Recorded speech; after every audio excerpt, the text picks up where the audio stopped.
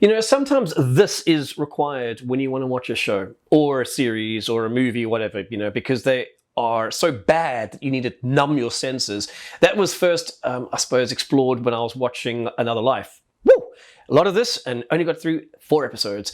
I've watched the first 2 episodes of The Watch. Damn! It's going to require a lot of this to get through the rest. So I was a bit worried when I was going into the Uncanny Counter, which is a K-drama fictional fantasy thing, because it was 16 episodes, and you don't really get 16 episodes, which are over an hour long, might I add, these days, do you? You kind of get 8 episodes maybe for a season, or 10, or maybe 12, and maybe the outliers are 13 for some unknown reason, Daredevil. But this is 16 hours long, and I'm really happy to say it was a lot of fun. I'm really glad that I spent 16 hours watching it, and I'll tell you why now.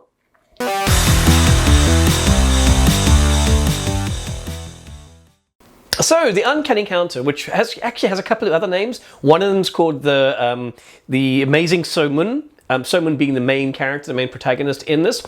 And the other one being The Amazing Rumor. It's based on I don't know what it's a Dwam webtoon. And I think in South Korea they've got these platforms where you can sort of push your own cartoons. And it came out on that. It's by Yang-yi. And yeah, the network that broadcast it, I suppose their sort of version of Netflix, but you know, just for South Korea, it was their highest rated show. It was number 1, big time. Just looking at the stats, if you look on Wikipedia, it's pretty impressive how many people were actually watching it. So they greenlit this at the end of the first season, which was on the 21st of January, I think, the last episode came out. They were periodic, so they were weekly when they first came out in South Korea, and then they were all available on Netflix immediately. So you had 16 hours of binge, and this is a binge-worthy show. It really, really is. So what is it about? Well, these characters sort of live in the fictional city of Gyeongjin, okay? And basically they have humans who have been comatose or put into a coma, who get taken over by spirits from the afterlife. And these spirits are doing this so that they can counter the bad spirits that come from the afterlife and take over bad people. So people with the idea of killing somebody, or people with bad ideas towards children, that kind of thing. Either they've already committed the murder before the spirit comes, or the spirit entices them or encourages them to commit the murder. And they get different levels, of course, because Asian stuff like that seems to be that way. You've got level 1, which is basically, I think they've just committed the first murder. Level 2, they've killed a couple of people. Level 3 is getting stronger, and they can talk in 2 different tongues. Level 4 is like, oh my god, we're not going to be able to kill this guy. Of course, they will. We know that.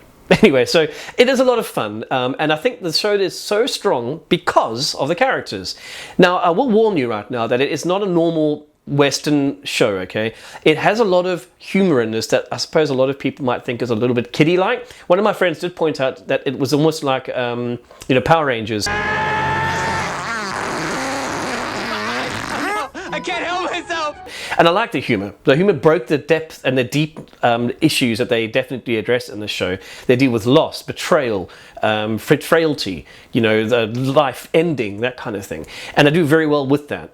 So yeah, the characters in this do a great job. And like I said, there's 4 main characters. And then around them, you've got the peripheral family and friends. And then you've got the spirits in the spirit realm called Yuan, I think it is. I forget the name of it. So who are the characters? Well, as I mentioned very briefly, you've got So-mun. So-mun is a young teenager. He's about 17 years old, I think. Who's disabled. He had an accident as a child and it's crippled him. His legs messed up.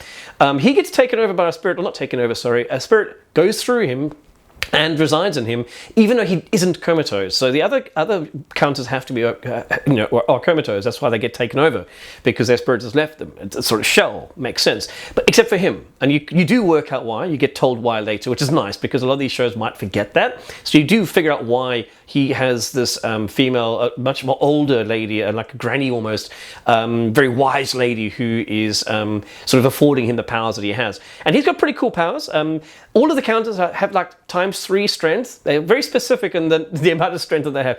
×3, which not really just looks like ×3, looks like ×20, looks like Superman. But anyway, ×3 strength, and each person has their own particular powers. Now, So-mun at the beginning is strong, of course, like all the other ones. They can also hear where the bad guys are. They can kind of detect where they are on the map, as it were. But he has extra powers, which is a slight spoiler, just in case you want to go in completely unaware. He's able to summon territory. Now, territory is where the world of the humans that we live in and the world of the undead or the afterlife sort of mix. And if these counters are in that area, in that territory, their powers are times by 10, so it makes them really strong. So he's the only counter that's able to actually summon this kind of buff, if you will. He does develop other powers later. I'm not going to go into those because that's going far too far down. But you kind of pick up, I think, by episode 5 or 6, after you've seen him kick the shit out of the school bullies, you kind of figure out what he's able to do. And the others are like, wow! So that's what you've got. So Moon, young guy, his grandmother is suffering a mental degenerative disease, so she forgets who he is and stuff like that. Is very heavy. So like I say, there's a lot of deep stuff in the show. He is joined by arguably my favorite character in the show. He's basically the sort of father figure for him because his parents were killed when he was a young kid. Not going to go into too much story over here. And that's Go-tak. I can't pronounce these South Korean names, unfortunately. The actor is Jun-sang, I think, who plays Go-tak. And Go-tak basically is a kick-ass guy. He's the butt. He's the tank, I suppose, or the brawn in this. And like I say, he kind of comes across as the father figure. He's extremely funny. He has some really depth. He has some great role lines in this, and they've given him a lot of character that he can explore. Past loves come back and stuff like that. He's also forgotten how he was put into a coma. And of course, you figure out that. That's the nice thing about the show. As I mentioned, the characters are all investigated. They unpack. So basically, the main character, he is the key to everything that's going around them, and they all get to unpack basically what's happened in their past. So that's him. He's the big brawn guy, brings on the power. And then you've got Hannah, who is almost like the sort of sister. At some stage, it's almost like a love interest, and you have someone going, no! But he kind of does fancy her because she's really cool. And she's got some pretty cool powers. She's able to see where the bad guys are for 300 kilometers, I think. So she can sort of pinpoint where they are. If they're in the territory, she can pinpoint even easier. She's also able to look into people's memories and look at, like, psych. She can look into your past through your memories as if she was there. There's one particular scene, I think it's episode, God, I can't remember, 13 or 14. No, it must have been earlier than that, 6 or 7, where they go into someone's memory as a child to see who killed the parents. And there's this interaction with someone in the future, them going in the past. It's something I haven't seen before. I don't want to go too much into it, but you'll know if you watch it now. It's something I have never seen before, going into a memory, but then the memory's real. And it has ramifications now. Very, very well done. Some really cool ideas in this, and it's tight. The directing is tight, the writing is tight, and the humor is tight. The acting is excellent in this. So anyway, Someone, she can channel people, and she can go into them and read their memories, and even re-piece their memories back together, which of course she's going to have to do with someone who might have amnesia. We then have Cho Mayok, who is the kind of mother figure, I suppose, and she's the heart of the group. The other two I mentioned, the so-called sister figure and the father figure, are very closed off. The sister figure, in fact, if you touch her, she knocks you out the window. She literally does punch people out the window. You know that scene in Avengers where you got the Hulk who punches Thor? Almost that level of humor in this. So yeah, it's not too bad actually. The humor's not too slapstick, I suppose.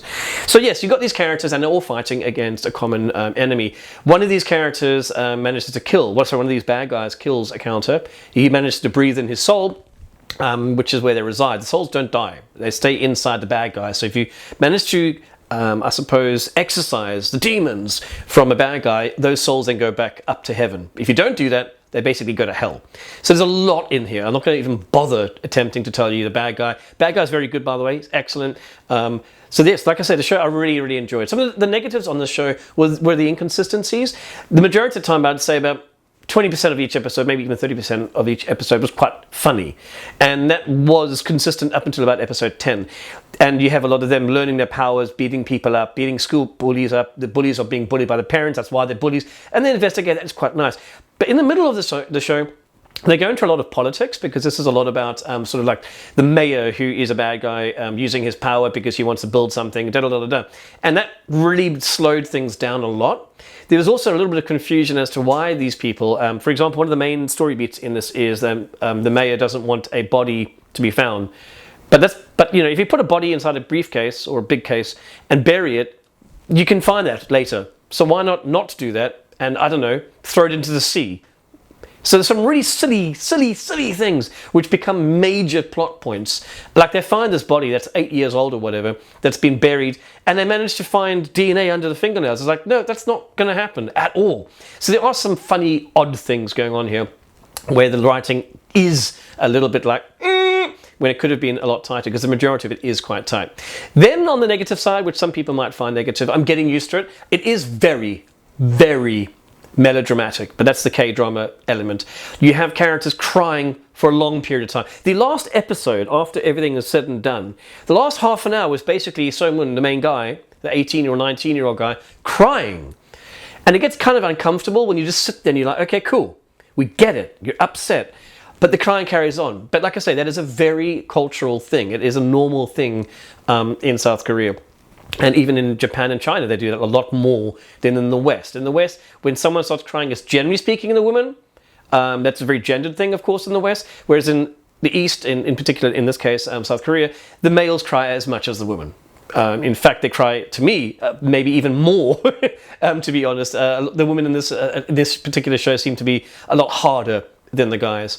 So yeah, this show is great fun. I know I've waffled on now for like 11 minutes, but that's because I really thoroughly enjoyed the show. And I don't think many people in this world, as in the West, have seen this. I really highly recommend it. To me, this is an 8 out of 10 easily. It does, like I say, drag. You're not going to watch 16 hours back to back. I watched maximum, I think maybe 4 or 5. Like I say, they're an hour long each. Oh, one thing I will mention, my friend also pointed out, is that at the beginning of each episode, you have a kind of 5-minute recap at the last episode. Now that might work on terrestrial television when there's been a week hiatus between each episode, but on Netflix it doesn't really work like that, because you're like, I just saw that, and it goes for 5 minutes. It's not like 1 minute.